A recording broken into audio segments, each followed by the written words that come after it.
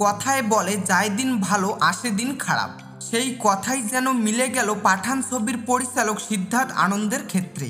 গত বছর পাঠান ছবি তৈরি করে বলিউডে হইচই ফেলে দিয়েছিলেন তিনি। বক্স অফিসে রেকর্ড ব্যবসা করেছিল ছবিটি, ছিল জনপ্রিয় ছবির তালিকায় শীর্ষেও। এরপর সিদ্ধার্থ আনন্দের নামের পাশে জুড়ে গেল সুপারহিট তকমা, কিন্তু বছর পেরোতেই যেন হিসেবে গোলমাল লেগে গেল।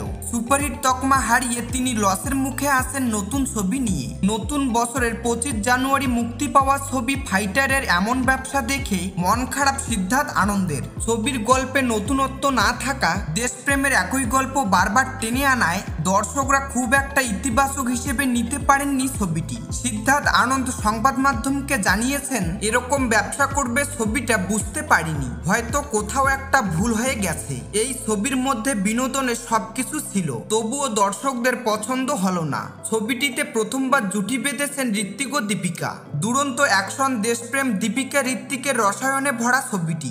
এরপরও বক্স অফিসে কোনো জাদু দেখাতে পারেনি ছবিটি। 250 কোটি টাকার ছবি এখনো পর্যন্ত ব্যবসা করেছে 150 কোটি টাকা, আর দিন দিন ব্যবসা ছাপও নিম্নমুখী। এর আগে পাঠানে দেশপ্রেম দেখিয়েই বক্স অফিসে বাজিমাত করেছিল সিদ্ধার্থ আনন্দ, তবে এবার হিসেবটা একটু বদলে গেল।